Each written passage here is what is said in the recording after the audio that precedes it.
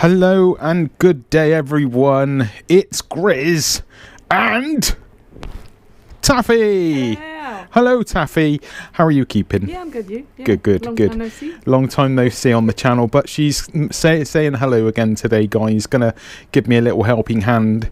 We are out in the garage and we're absolutely freezing our testicles off because I've got this tiny little fan heater in here and it's been snowing again. Bloody snow. So we're in the garage, we've got tea, M&M's and we're jogging. Right, what have we done? What are we doing today? We're doing chain and sprocket set. Sorry for eating, hold on a sec. Right, tea. Can't beat your tea. Right, so today we are doing the 520 kit. I've got a Renthal sprocket, which is lightened 520, super lovely. A nice strong Renthal front sprocket. This is 17 teeth, so it's standard gearing. And we've also got a DID 520 heavy duty chain. Yeah, so first time I've ever used 520, but it's a bit lighter.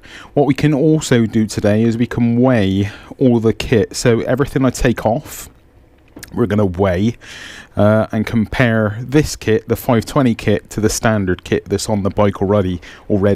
I think is maybe 525 on this one.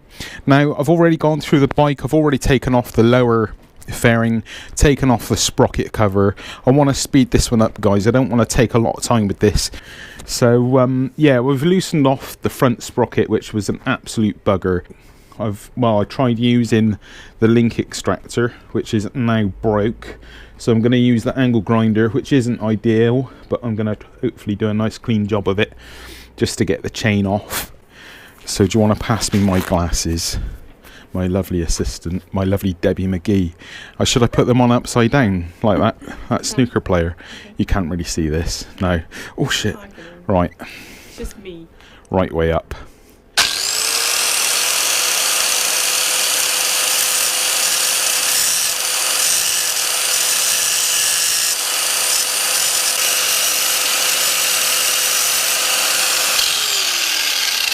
I think everybody should have an angle grinder. Angle grinder is an essential tool in the workshop. Don't do this at home, guys. Get yourself a chain splitting kit.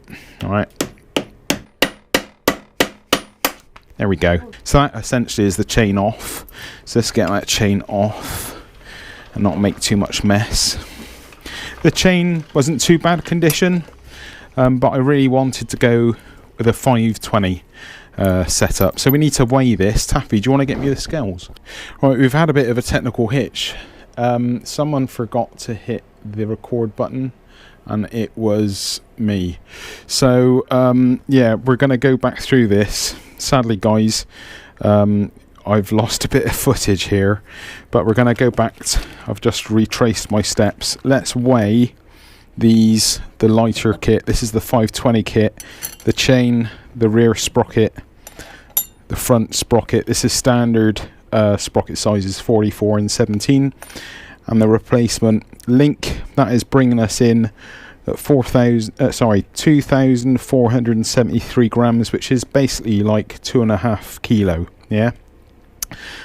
So that's that lot. Let's weigh now the standard setup.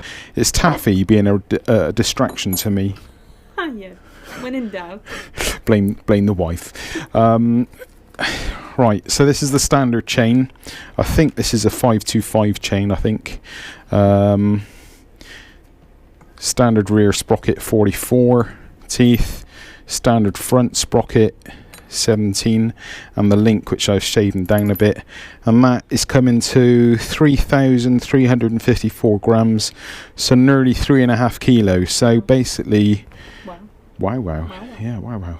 The 520 kit is about a kilo lighter. So basically, when you've got less weight, it gives you more performance because the the bike hasn't got an extra kilo to turn. It would also be good to change the rear nuts for titanium nuts. I've got these, which are, what were those off of? The Kawasaki? Yeah, the ZX10R. But sadly, these are too small. I would have loved to have used them as a remnant of the ZX10R, but they're too small. So we're going to use the standard nuts again on the back of the BM. So right, let's put it all back together again. I've just taken this all off the bike, guys, just to show you again. Yeah, bad luck, but we can still see what we're doing. With the front sprocket, you've got a bit of a spacer on the back here. Now that spacer needs to fit up towards the engine casing, yeah? And this flat side will face towards you when you put it on. Yeah? Right, so this spacer sits up towards the engine, yeah? So slot him on, so you've got the flat face facing towards you. I do also need to replace this. This is looking a bit sorry for itself. It is a bit shabby, so I'll get a new one of these, but for now, for this video, I'm going to fit this one back on. So the spacer goes back on top and fits in these teeth here, and then we put the nut on, so we got the biggest, widest area going flat against the sprocket. Turn that on like so. And you want, I had to buy these because I didn't have the right size, but you want a socket, a 30mm socket. And now we want to do this up. I don't know off the top of my head the actual torque setting, so I'm going to do this all up kind of hand tight ish. Oops, sorry, with a bit of a turn from the ratchet here, and I will find out, right? I'll find out the correct torque setting and put that on the right torque setting after, when I finish the video. I've had the back wheel out as well. Is a little bit dirty on the back here, so I'm just going to clean up and get rid of any old dirty grease. There's copper grease in here as well, which is quite, I don't like the copper grease, so I'm going to clean that off. Copper grease, in my opinion, should only really be used on things like the back of the brake discs. But for some reason, some people like to use it everywhere. I'm not a big fan of it. Right, so get the spindle off. I mean, I've actually already cleaned this, but I've managed to get a blob of WD-40 back on there. So I'm just going to give it another wipe down again. Yeah, just always make sure your spindle is nicely greased. So let's just clean this WD-40 off. Sorry, copper grease off. Right, that's the copper grease kind of off. Oh. Oh, hello. Oh, thank you. Seem to be enjoying it. Oop. Oh. Oh. Sorry. So that's that, nice and clean. Now we need to get a nice fresh application of grease. I've cleaned all these spacers up as well, so they're all ready to go. So let's get some fresh grease on my shaft. Sorry, my spindle. Sorry. Such a perv. Generous. Yeah, so get a nice big bit of grease and wipe it on your shaft. On your spindle, sorry. So get this generously all over one spindle. Yeah, baby. So yeah, just get your spindle nicely greased. Sorry.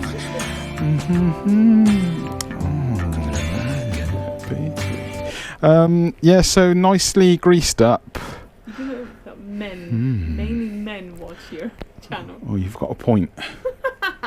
Oh shit. Right, guys, so anyway, yeah, put your spacer on, make sure you get it on the right way, and yeah, that is ready to go on now. Right, so I've cleaned up the rear spindle and greased it up. That's ready to go on. Let's put on the rear sprocket. Basically, rear sprocket goes on very simply, like so. get the nuts on. I will probably actually buy some nice Iridium ones because these are a bit rank. Yeah, I had some for the ZX10R, but sadly they don't fit. I double check them. So that is in place. Spacer in place. Rear sprocket on. Right, let's get the back wheel in now. Now let's get the chain on. So just get your end.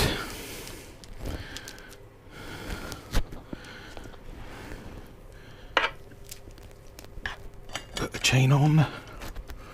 Feed it through. That's it. That's it. Work the chain around the front sprocket.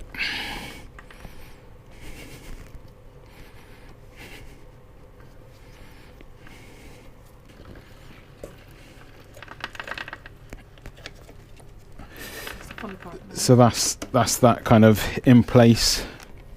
Right, you've got the washers and your grease. I'll show you how to grease this up. So get a rag, just put your parts down there.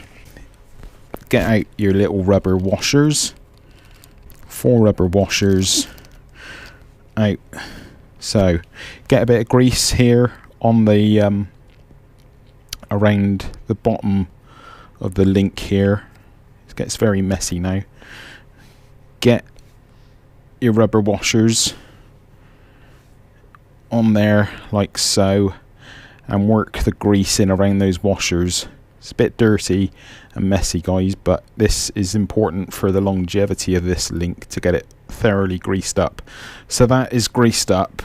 Slide it through the back of the link like so. So that is the link in place, and now we want to get some more grease on the front here of the link on both sides, all around that link like so, and then get the other 2 rubber washers on like so. Work the grease all around. So you've loaded up the joint there with grease. Yeah. So that is ready now for you to push the new link on. Like so. So we use the actual tool, and now all you would do is use this pressing tool to press that new link in place, and to squash the rivet links. This is a pain in the ass, guys. I'm not going to do it on camera because I always get frustrated with it. But there are a different array of different tools to use, and this is one of them. I can't say it's my most favourite, to be honest. I need to get a new one. Okay, so that is the fitting of the new chain and sprocket set. It's the 520 set, lighter, kilogram lighter than the standard set. I need to torque wrench, or sorry, do all the torque settings for all the nuts and bolts now. Make sure everything's set to the correct torque settings. I need to push that rivet on and get it all back together. So that is the chain and sprocket set sorted. What's next, Taffy? What's next? Lunch. Oh, lunch. So I'm going to get all this back together, guys, and come back to you. I've still got to do the footrests. We've got to change the tyres over. And what else? Sort out the secondary modules. Do the oil change, and then we're kind of ready to. I need to get an MOT on it as well, so get it MOT'd, and yeah, we can go get it tuned. Right, that's been a very cold one. I'm going to go warm up. Thanks for watching, guys. Sorry it was a little bit of a broken kind of video, but it was I forgot to press record. I mean, you lost a lot of the fun. So I apologise for that, but you get the general idea. It's pretty simple, to be honest, with getting off, or sorry, changing the chain and sprockets. But that is the 520 kit on. Stay tuned for more. And thanks for watching. Cheers, guys. Thanks. See ya. Bye. See ya. Bye.